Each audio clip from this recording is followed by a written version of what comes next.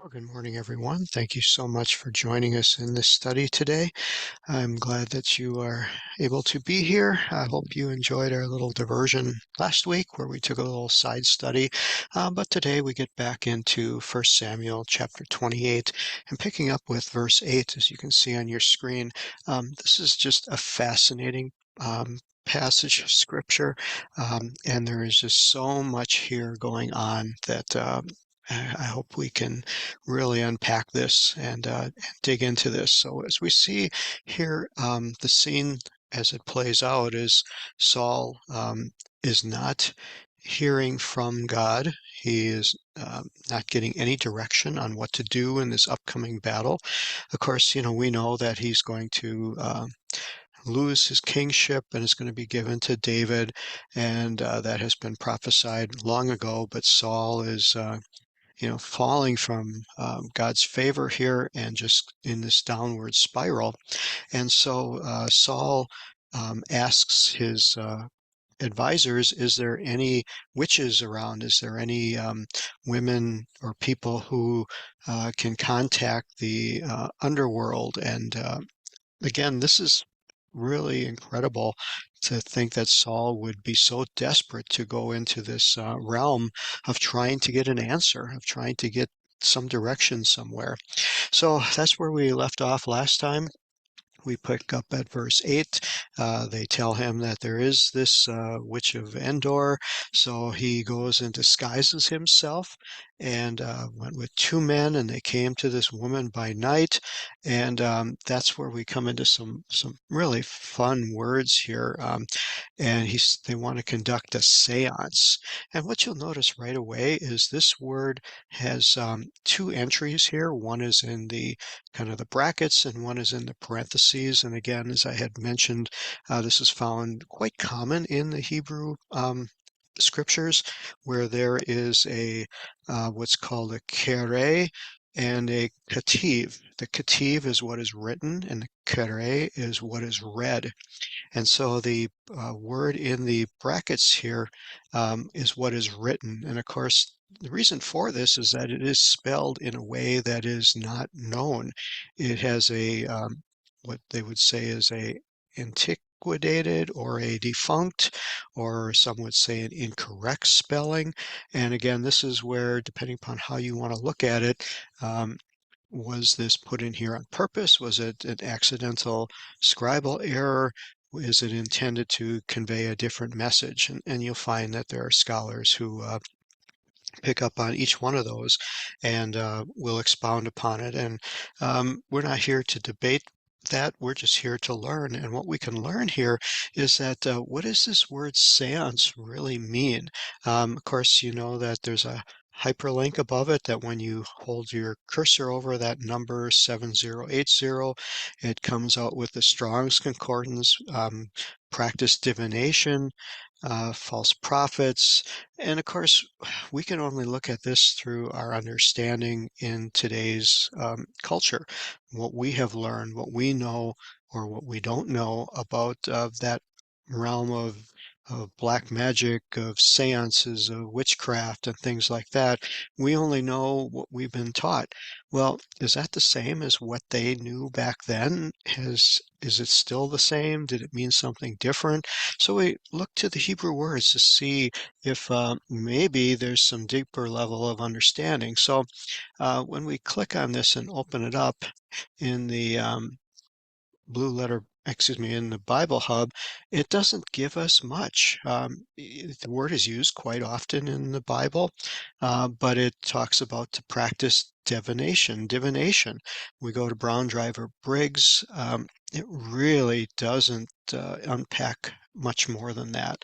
So what we want to do is go back to our Marcus Jastro's um, Midrash, or the Targumim of the Talmud and the Midrashic literature, to find out in the early and other Hebrew writings, in the oral tradition that was written down from what they remembered and in all of the commentaries, is there anything that comes up? Is there anything that can give us some indication? And so when we look up the word here, we find that it comes from a base root of being a carver.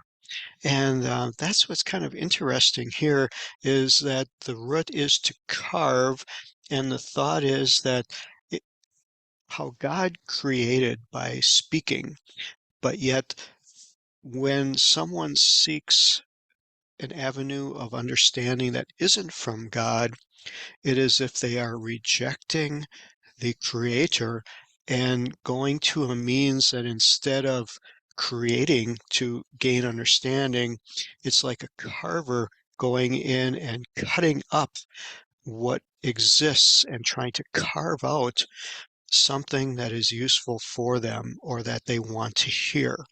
And I thought that was kind of interesting. Again, it's anytime something is cut or carved, you are degrading what the original intention was. And so I thought that was just a fascinating understanding here of this word of divination. Here it's translated as conduct a séance.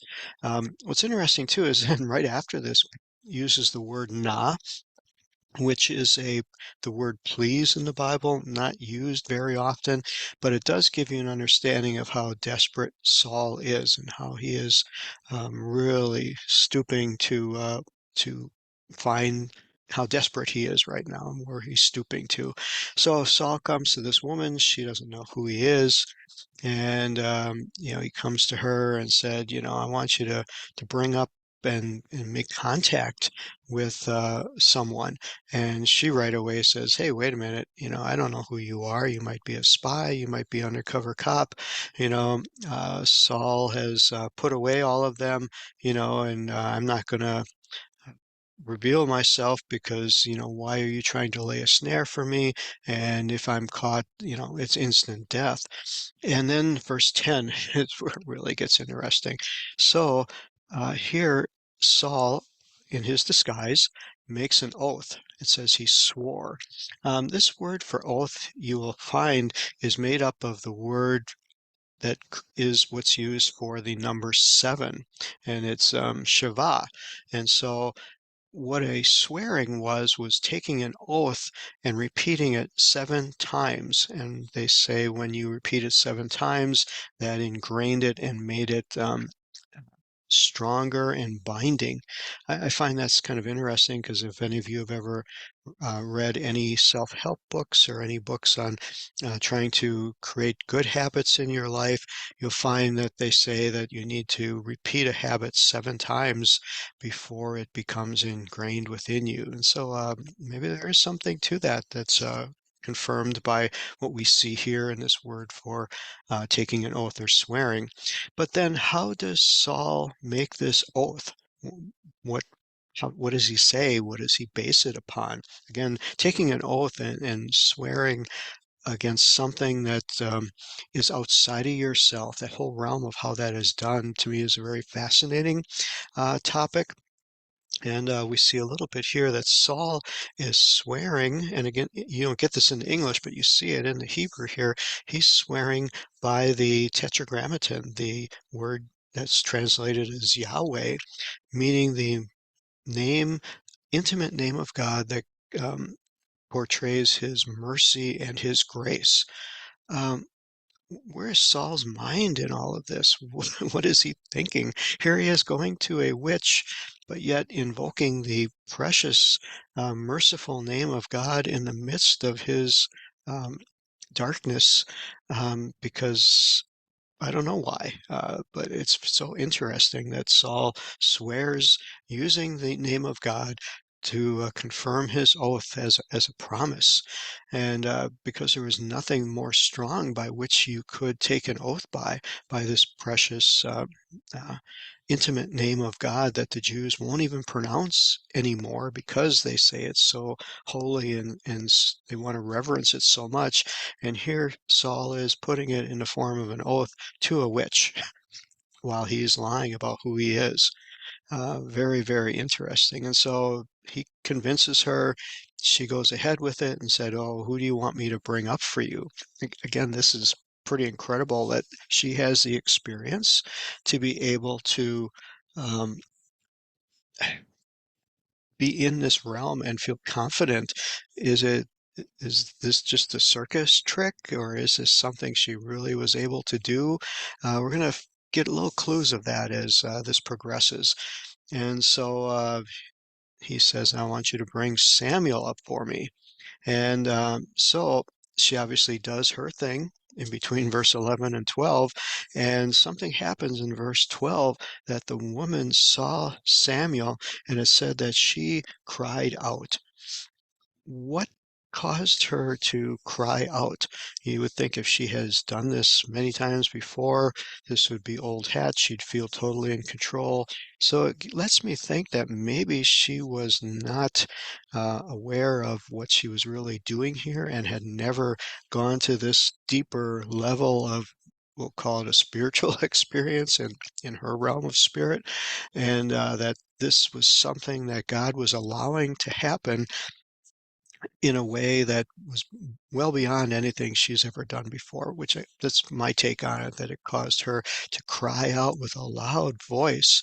And, uh, and instantly, this woman then knew who Saul was. So something really kind of weird, spooky happened here, that God's presence is what I believe came into play here, shocked this woman in a realm that she had never known before.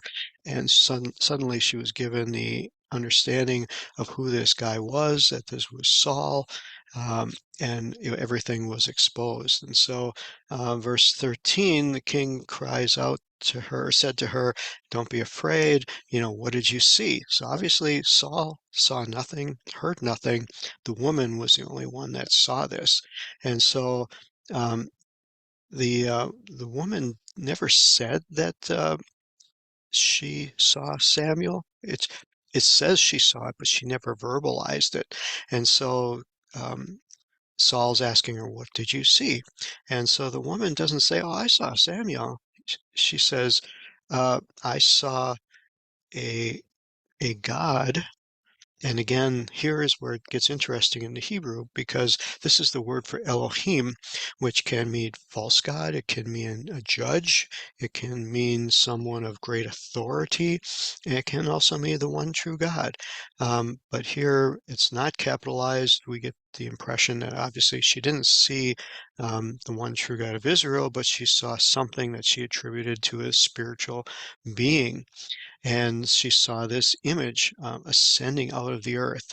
Again, this is quite interesting too. Of if you think of the whole realm of what happens after a person passes from here, and the realms that we only partially understand of the underworld, and then the heavenly realm, and where we think they are. And this whole verse here just gives us a lot to think about here and a lot to ponder. And again, some of it doesn't mean that it's actually true as far as how it is. It could also be just the imagery that was created to portray this story, the imagery that was created by God to get the point across on what was going to happen, and to bring an experience for Saul to I guess, show him what the future was. So again, there are different ways to look at this. So she said to him, I see an old man coming up, and he's covered with a mantle, and perceived Saul that this was Samuel. So again, no words were exchanged. He just perceived that it was him. Must have had to do maybe with the mantle and the way he was dressed. And again, this is another thing here too in his spiritual realm. Okay, they're wearing clothes. They're wearing the clothes that maybe they wore when they passed from this life. Just a lot of things to unpack and to think.